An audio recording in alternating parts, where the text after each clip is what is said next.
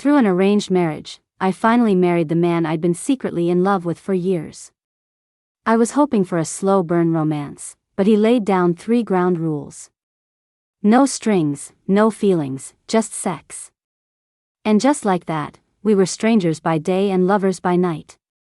After a year of this, Lucas Shaw finally started to develop real feelings for me. And I ran, with his baby in my belly. My name is Nina. I'm a pawn raised by the prominent Johnston family of New York high society, groomed for a marriage alliance. Ever since I came of age, I've been forced to attend countless galas and banquets with my father. All so he could market me. They lined up a string of potential suitors for me, and I turned every single one of them down. Until, at a jewelry auction, my father finally managed to connect with the Shaw family. Lucas Shaw had sharp, chiseled features and an air of distinguished grace. He was patiently chatting with the elders. I watched him from the sidelines and fell completely, hopelessly in love. When we got home, I did the unthinkable and caved.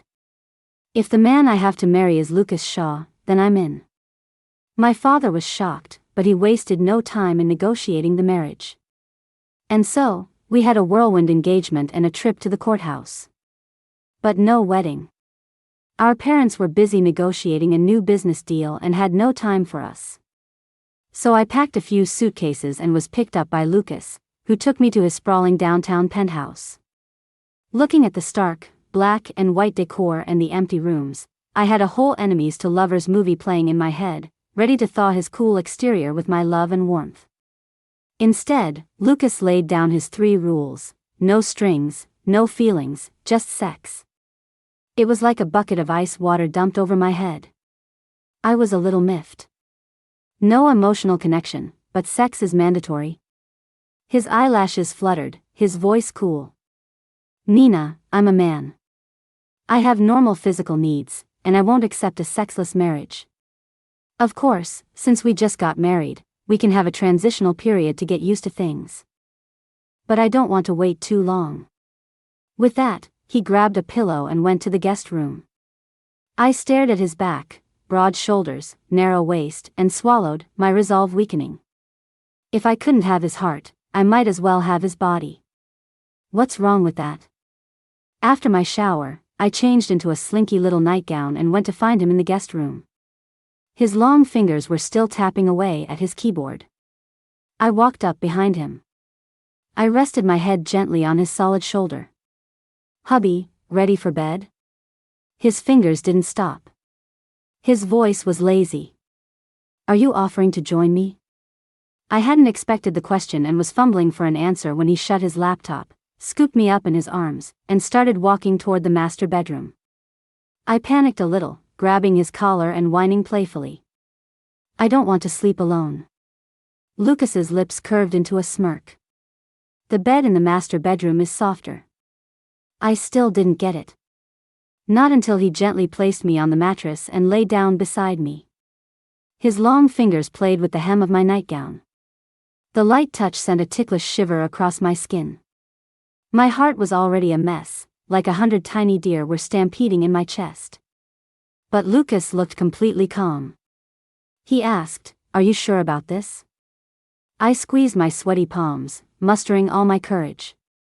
"Amicham. Mom and Dad also said we should have a baby soon. They also said that if I produced an heir, they'd give me $50 million to travel the world." Of course, I wasn't about to tell Lucas that.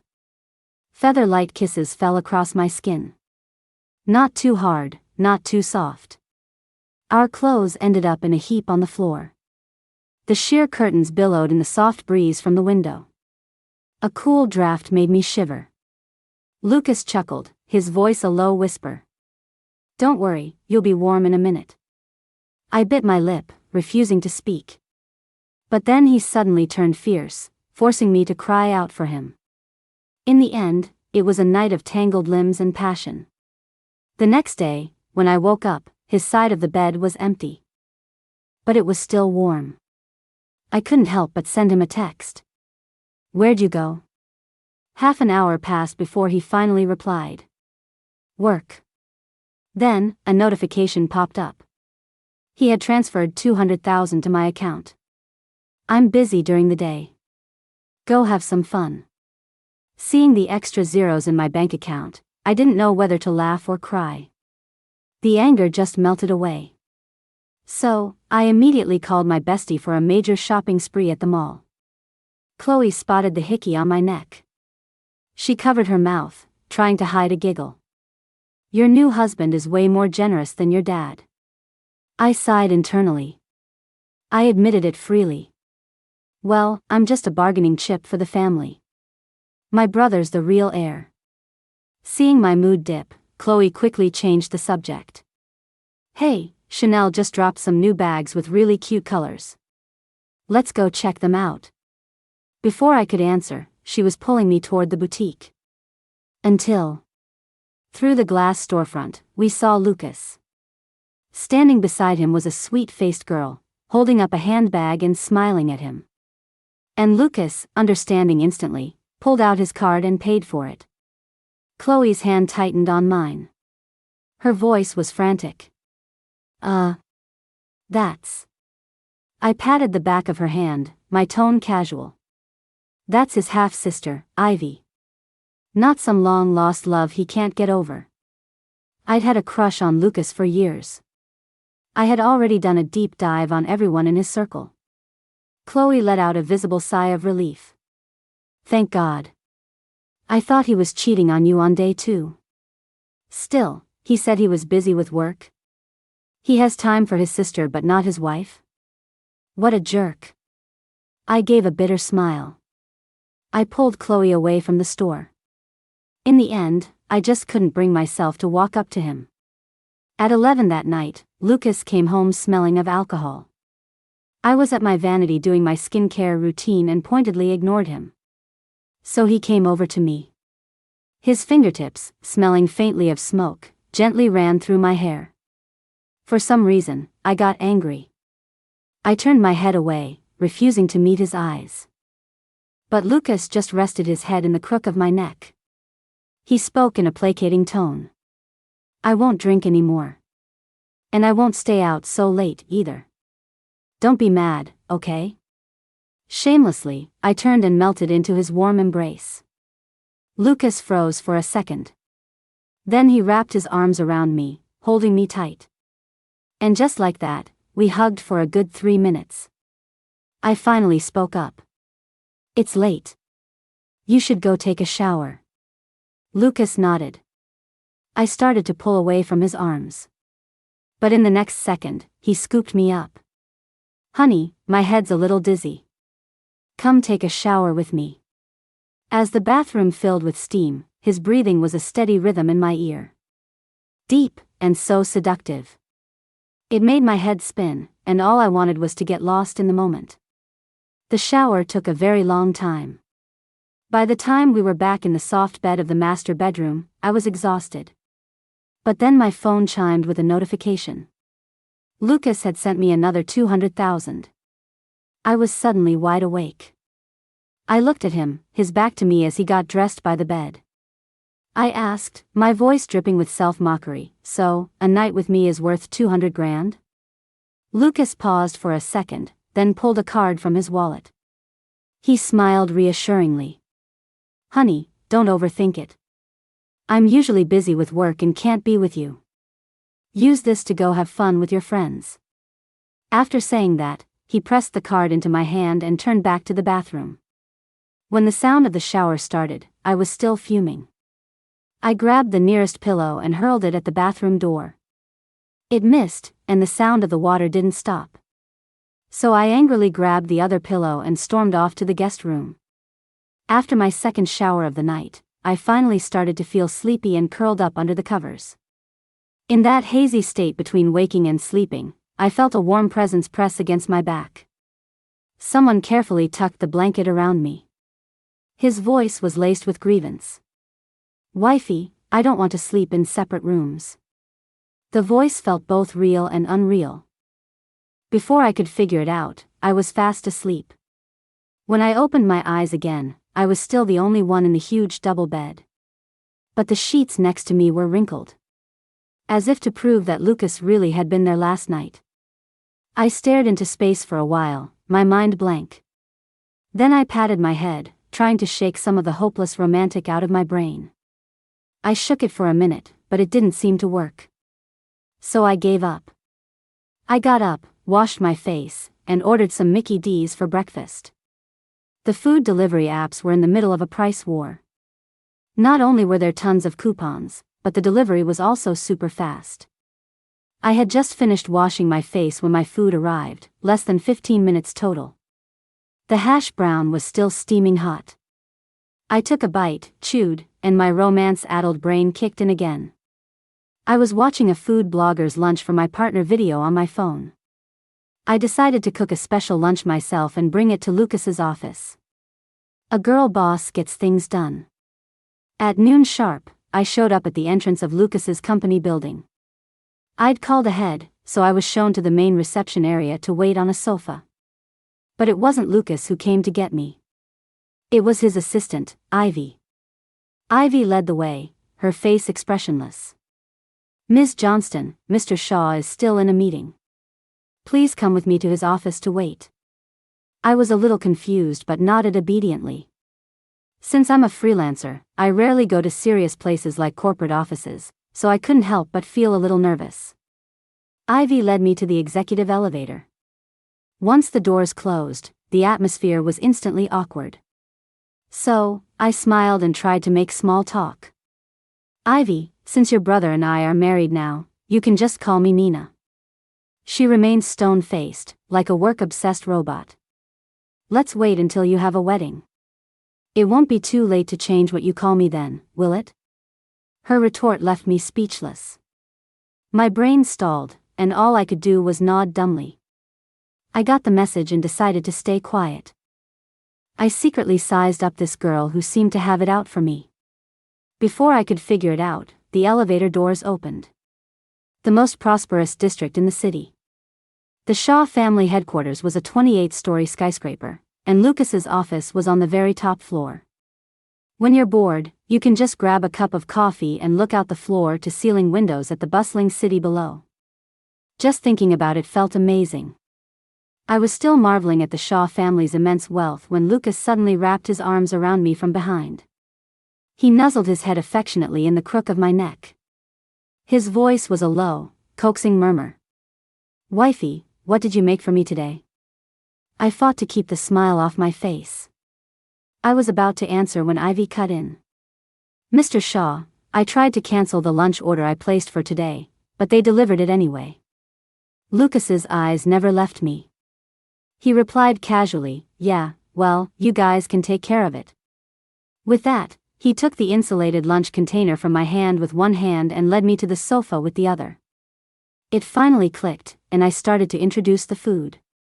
I made plum-glazed ribs, dry pot shrimp, and blanched okra. "Try it and see if you like it." Lucas nodded and began to eat seriously. He rarely showed emotion, and I stared at him for a long time, unable to read his expression. Until he finally spoke. "This is delicious. The best lunch I've ever had." Even if he was exaggerating, it gave me the emotional validation I craved. I couldn't hold back my joy anymore. I smiled and put more food on his plate. "Then I'll bring you lunch whenever I have time." Hearing this, Lucas paused for a second. He reached out and stroked my head, his voice gentle. "Okay. That'll be a lot of work for my Nina." At that moment, I was completely smitten. I rested my chin in my hands and casually started asking about his family. "So, why is your own sister, Ivy, working as your assistant?" Lucas's long fingers were peeling a shrimp. After peeling it perfectly, he popped one into my mouth.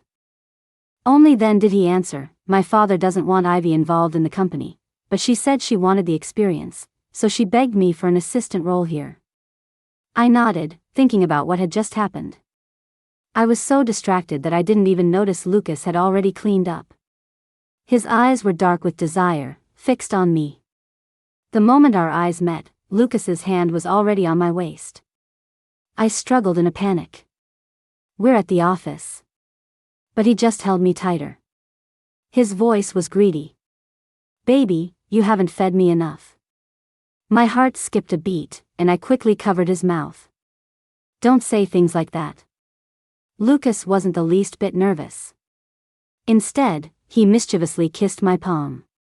His other hand wasn't behaving either, secretly sliding under the hem of my blouse, as if waiting to make its next move. My reason and desire were at war. Just as I was about to give in, there was a knock on the door. "Mr. Shaw, you have a meeting in half an hour." It was Ivy's voice. I scrambled off his lap. Lucas just stared at me, a smile playing at the corners of his eyes. Half an hour. Probably not enough to satisfy my Nina anyway. I playfully punched his arm. "I'm going home to binge watch some shows. You get back to work." Lucas clutched the spot I just punched, his eyes soft. "Okay. Be good and wait for me at home." After that, he had Ivy drive me home. I didn't really want to be alone with her, but I couldn't find a good reason to refuse, so I had to agree. On the way home, Ivy drove with a blank expression, and we didn't exchange a single word. Until the car slowly pulled over in front of my apartment building. I was about to offer a polite thank you, when Ivy suddenly spoke. "Ms. Johnston, you're not the first woman to live in this apartment." I was confused. After all, in all these years, Lucas had never been involved in any scandals. Then, she added, "I was the first one to live here, you know." It was at that moment that I was absolutely sure Ivy had some strange hostility toward me. But as far as I could remember, I'd never met her before, let alone done anything to offend her. Seeing my prolonged silence, Ivy spoke up again. "Ms. Johnston, I have to get back to the office to prepare the materials for Mr. Shaw's meeting." I glanced at the smug woman in front of me. In the end, I chose to get out of the car in silence. At 9 that night, I had just gotten out of the shower and was about to blow dry my hair. Lucas came home at that exact moment. He took the hairdryer from my hands. "Nina, let me do it." I didn't resist. I just stared blankly into the air. Lucas carefully sectioned my hair, the warm air from the dryer spreading from my ears to my cheeks. "Why so quiet? Are you in a bad mood tonight?" I didn't answer. Instead, I asked, "Are you and Ivy close?" Lucas froze. His voice was flat. "Not really. She was only welcomed into the family when she was 17, so we're not that close. The family doesn't really care for her, so I feel bad and try to look out for her sometimes. Whatever happened with the older generation, it wasn't her fault." "Did she upset you today?" Thinking about what happened earlier, a wave of bitterness washed over me. But I didn't want to make things difficult for him. So I chose to hide it. "No, just asking." Lucas believed me, or maybe he just didn't want to think too deeply about it. He changed the subject. "Did you cook a lot back home?" I answered honestly, "Rarely." After all, my father was more interested in me practicing my dancing than cooking. I still hadn't shaken off my mood.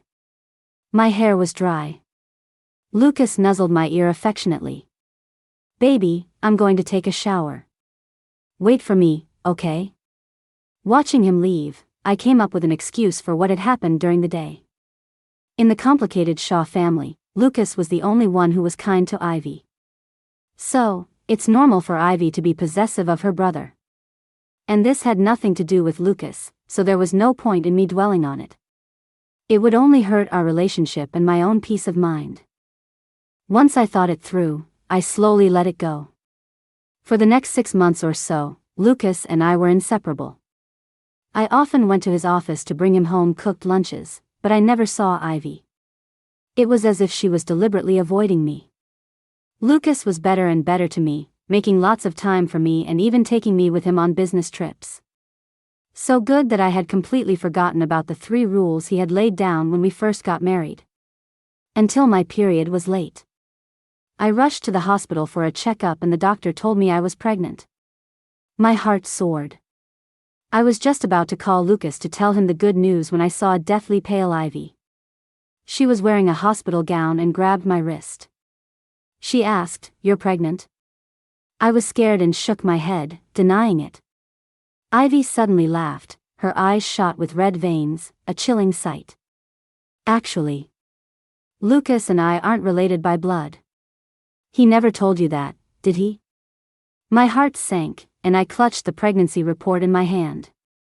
She continued, and he hasn't been on a business trip in the next city these past 2 days.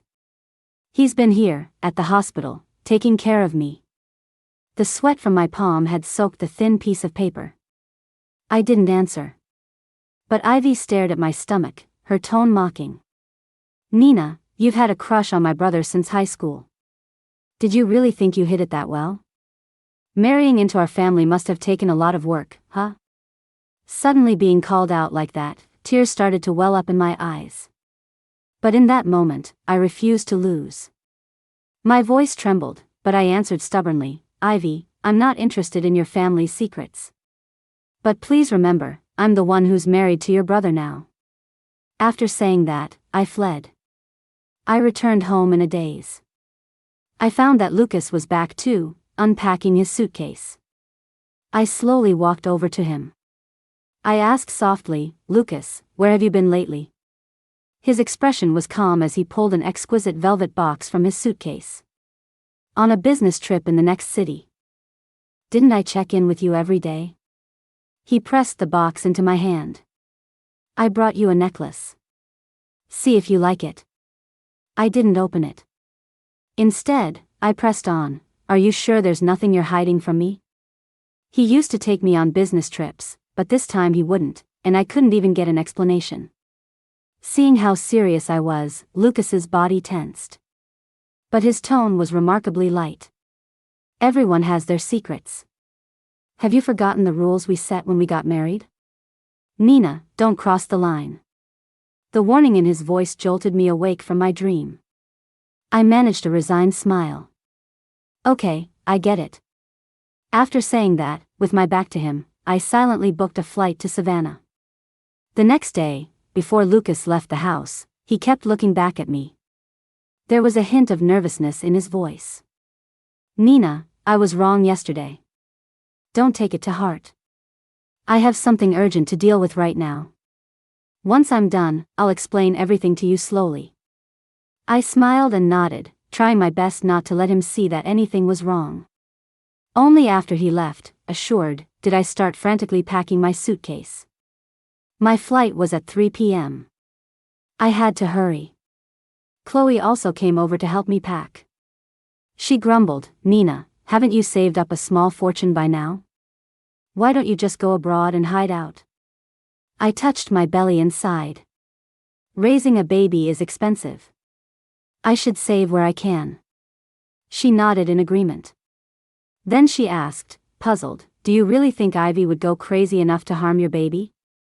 And if something did happen, would Lucas really help a sister he's not even that close to instead of his own wife? I was silent for a moment, not telling her the whole story. I just explained, it's a risk I can't take, for me or the baby. So it's better to just get away for a while. Chloe didn't press any further.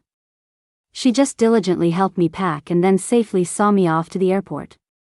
In a crisis, a best friend is so much more reliable than a man. Lying under the eaves of the old house, listening to the sound of the rain, I finally dared to think back on everything. 8 years ago, Lucas and I were desk mates for a while. He was quiet and spoke little.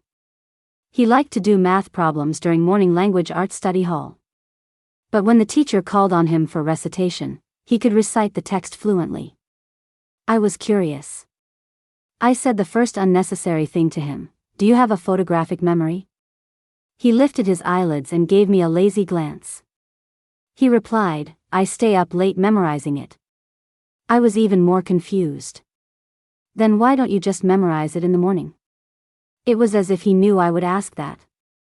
His eyes were full of amusement. My brain is sharper in the morning.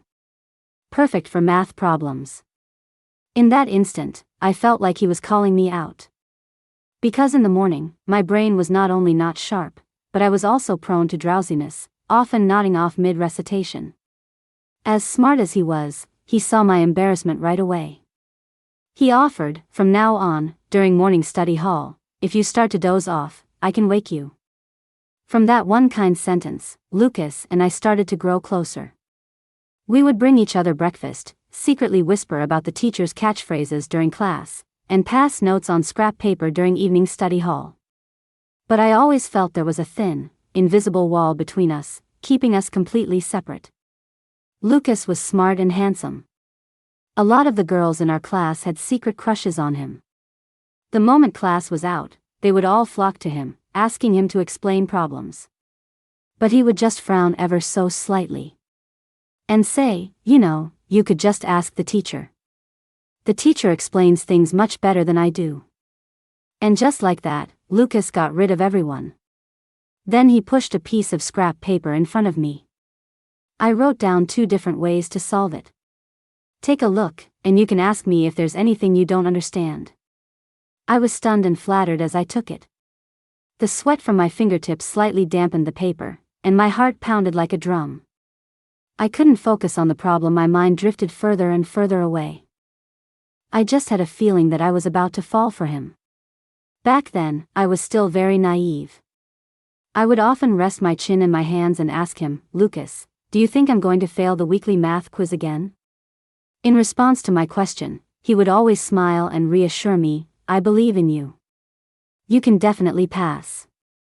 After getting his encouragement again and again, I developed a strange sense of dependence on him. I knew this feeling wasn't good, but I couldn't let it go. Later on, rumors started to spread in our class. Lucas only explains problems for Nina. I was both nervous and secretly delighted. I was afraid of being misunderstood by the teachers, but I also secretly thrilled at this special treatment.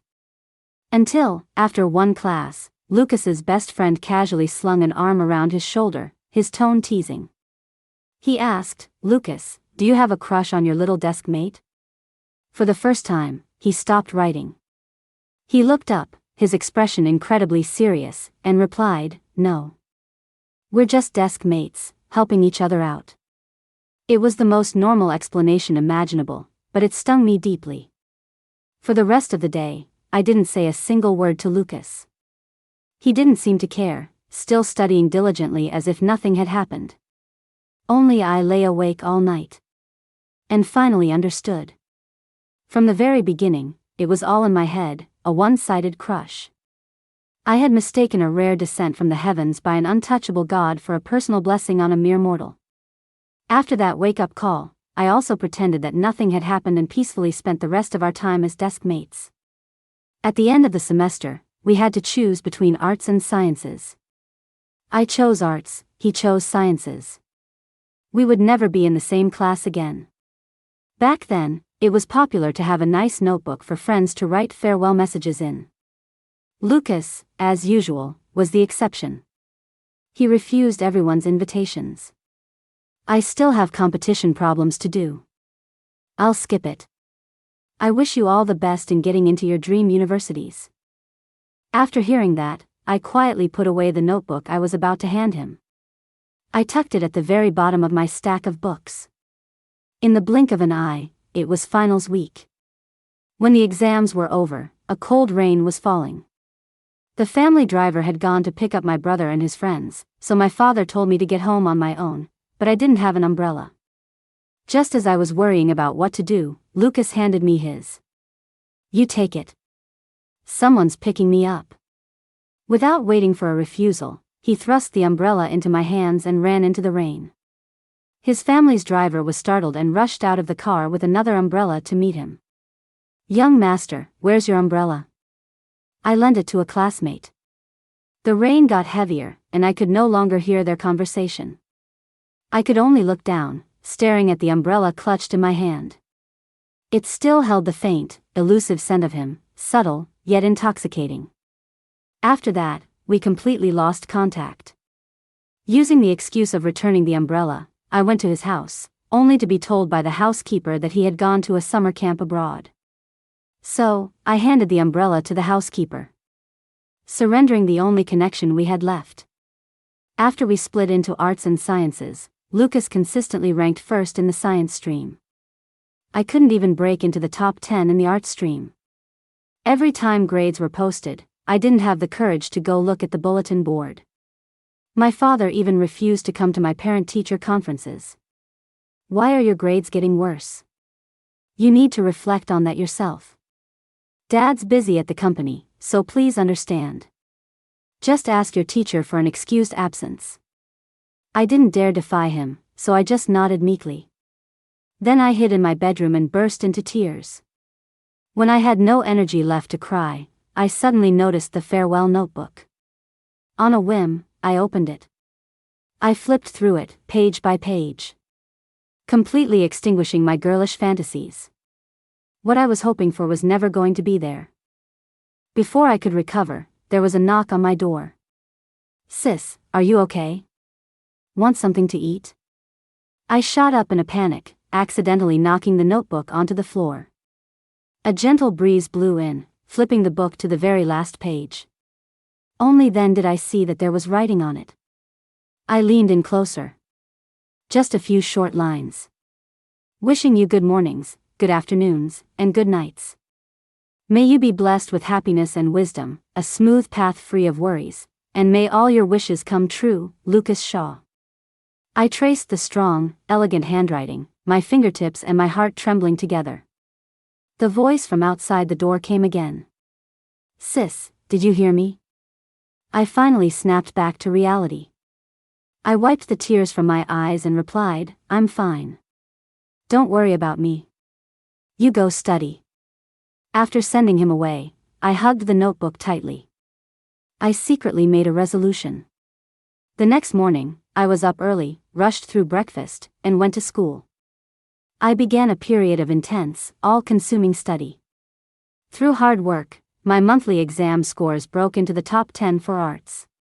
Then slowly into the top 5. I finally had the courage to walk up to the bulletin board and stare at our increasingly close rankings. My homeroom teacher saw me. She patted my shoulder, pleased. "Nina, you've made great progress lately. If you could just improve your math a little more, getting first in arts would be no problem. When you have time, you can ask the math teacher for help, or even ask your classmates." I clenched my fists, my eyes filled with a new determination. "Okay, teacher. I'll work hard." My senior year of high school. The first mock exam. I finally climbed to the number 1 spot in the art stream. I excitedly ran to the bulletin board, thinking that this time my name would finally be in the same row as Lucas's. But he had missed the exam. Some science students were also there looking at the rankings. I stood to the side, carefully listening to their discussion. "How come God-tier Lucas didn't take the exam this time? His name isn't even here. Don't tell me he's fallen from his throne." He went to the physics competition, that's why he couldn't take it. The guy can get direct admission to MIT or Harvard anyway. He doesn't care about 1 or 2 mock exams. It was only then that I truly understood. We were always just missing each other. On the way home, another heavy rain began to fall. Only this time, I had an umbrella, but I didn't open it. When I got home, my father showed a rare moment of concern. "Why are you all wet? Go take a hot shower so you don't catch a cold. If you don't have an umbrella next time, just call home, and Dad will come pick you up." I took the towel he offered me. I gave a forced smile. "Aren't you busy at the company today?" He froze for a second, then burst out laughing. "Of course I'm busy. I heard you got first place at a business dinner. My business partner was even praising how smart you are." I understood completely. I nodded and went to my bedroom. I soaked myself in a tub full of hot water until I was submerged. It felt like I had a suffocating dream. When I woke up, my forehead was covered in fine beads of sweat. My grandmother was there with a warm towel, carefully wiping my face and arms. She chided, "You're about to be a mother, and you still can't take care of yourself. You can even fall asleep in a chair." I stuck out my tongue, embarrassed. I linked my arm with hers, acting cute. "But I have you, right? So I can keep being a kid." As soon as I said that, my grandmother placed a phone on the bed. "You should take a look." It's full of calls and messages. Don't keep people waiting. My heart pounded with anxiety, but I unlocked it anyway. My eyes were met with 99 plus missed calls and messages. Lucas, Nina, where did you go? Please pick up the phone. I'm really worried. I went to the next city to prepare a surprise for you. I was afraid you'd find out, so I made up that excuse the other night. I'm sorry, Nina. I scrolled through all his messages, all the way back to the very first one he ever sent me. A message from 5 years ago. Congrats on first place in arts. All the memories came flooding back. In the end, my heart softened, and I called him back. Lucas, I'm fine. It was getting stuffy at home, so I came out here for a while. His voice on the other end was hoarse. Nina. Don't lie to me. Where are you right now? I'll come find you. Let's talk things out, okay? Just as the sky began to lighten, Lucas appeared at my grandmother's doorstep. He looked like he'd been traveling all night, his clothes still damp with the morning dew. I glanced at the Maybach behind him. I was shocked. Did you drive the whole 1,200 miles yourself? Lucas didn't speak. He just rushed forward and pulled me into a hug. His hands gripped my waist, his head hung low, looking utterly heartbroken. He held me for a long time before reluctantly letting go. Yeah, I couldn't get a last-minute flight, so I had to drive. My heart ached for him. I looked down and took his hand, the veins prominent on the back, and led him to the bedroom. You should get some sleep. Rest up. But he stared at me, wide-eyed, refusing to sleep. He kept pestering me. Why did you suddenly leave me? Was it because I mentioned crossing the line? I sighed. I gently touched the stubble on his chin that he hadn't had time to shave. I asked, did you know that you and Ivy aren't related by blood? Lucas was clearly stunned. He looked completely oblivious. But I couldn't tell if he was acting. Until, a second later, he called his assistant. I need you to look into Ivy's background for me. ASAP. After giving the instructions, Lucas stared at me expectantly, as if waiting for me to give him more reasons. My mind was in turmoil, and I ignored his urgency. Instead, I urged him, get some sleep. Lucas squeezed my hand, his voice a low plea. Then you have to sleep with me. Looking at the dark circles under his eyes, I decided to give in. I said, okay, I'll stay with you. After a few hours of sleep, Lucas looked refreshed. His hand, which had been resting on my waist, slowly moved to my lower abdomen. He asked cautiously, are you? And the baby? Both okay? I huffed and pushed his hand away. I complained, you managed to find out I was pregnant ahead of time, but you couldn't find out about my conversation with Ivy at the hospital? Lucas's movement faltered. His voice was filled with regret. I'm sorry, I didn't know. I was about to lay into him again when my grandmother's voice called from outside. Sleepyheads, time for lunch. So, I quickly pulled him out of bed and went to help outside. Lucas, however, had clearly come prepared. He brought out more than a dozen gifts from the trunk of his car and arranged them neatly by the dining table. Then he hurried over to my grandmother to help out. He even started laying on the charm. They say the South is full of beauties, but after meeting you, Grandma, I finally understand what ageless beauty truly means. Seeing this billionaire CEO, who was usually so aloof, sucking up to my grandma, I couldn't help but roll my eyes. But my grandmother was completely charmed, laughing so hard she couldn't stop. You sweet talker. Is this how you tricked our Nina? I picked up a piece of food with my chopsticks, ruthlessly bursting his bubble. Nope. He never says anything nice to me. Catching my hidden meaning, Lucas nervously fidgeted with his chopsticks, not daring to say another word. But my grandmother nudged me with her elbow. She called me out. Oh, you. You're just as bad. All bark and no bite. After lunch, Lucas stepped out to take a call. When he came back, his face was grim, and he was silent. I took the initiative. Did you get the results? He finally nodded, looking at me with guilt in his eyes. I really didn't know she wasn't my biological sister. If I had known earlier, she never would have been allowed to stay in the Shaw family. Nina, can you believe me, just this once? I shook my head. My tone was casual. Nope. Lucas was both anxious and hurt. He pleaded, then what do I have to do for you to believe me? I really was in the next city those few days. I didn't even know which hospital she was in, let alone go take care of her. Nina, please believe me, okay? I still shook my head. My voice was soft. Lucas, you crossed the line. At that moment, he finally realized I was getting my revenge. He gently took my hand. Like a child who had done something wrong, he begged humbly. It's okay. It's okay if you don't believe me. I'll prove it to you, slowly. But please don't leave me again, okay? I looked at him. A little guiltily, I said, Lucas, it's not just that you crossed the line. Before I could finish, he cut me off. I know. I fell in love, too. His frank admission made my heart skip a beat. At that moment, all my anger had vanished. But Lucas was still nervously explaining himself. The reason I didn't take you on that business trip was because I was going to an event at our old high school's branch campus. The principal said if I gave a speech to motivate the students for their college entrance exams, he would let us take our wedding photos on campus. I wanted to surprise you, but I ended up messing everything up. As for Ivy, the family is already dealing with her. They won't let her hurt you.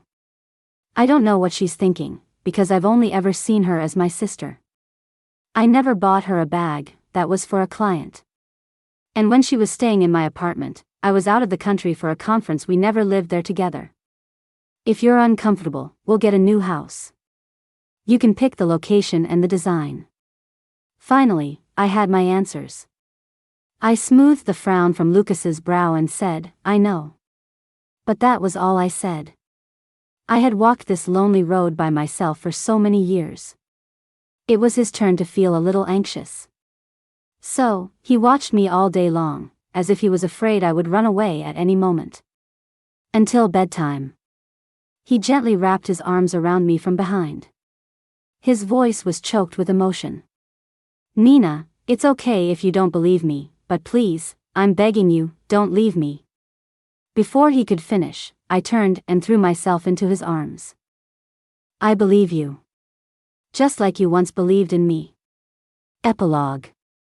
The rumors at school were getting worse. I was afraid they would affect Nina, so I publicly shut them down. I didn't expect her to be so unhappy about it. She stopped asking me questions. She stopped talking to me. She didn't even ask me to sign her farewell notebook. It wasn't until dinner that night that my father tapped the table. What's wrong with you?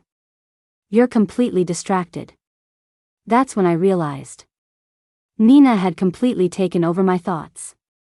I didn't understand what I felt for her, only that in the world I was raised in, academics and career came first. Everything else had to take a back seat. So, I calmly accepted the growing distance between us. But like a thief, before we parted ways, I secretly wrote in the last page of her notebook. A blessing just for her. Later, I was busy with school, then work. My life was like stagnant water, completely lifeless. But quietly watching her from afar became my only source of joy. Still, our paths never crossed. We both lacked a reason to disturb the other. Until the Johnston family came to visit. They asked if the Shaw family was interested in a marriage alliance. I had just taken over the company and had never even considered getting married. But if the bride was her, I was suddenly terrified of missing the chance.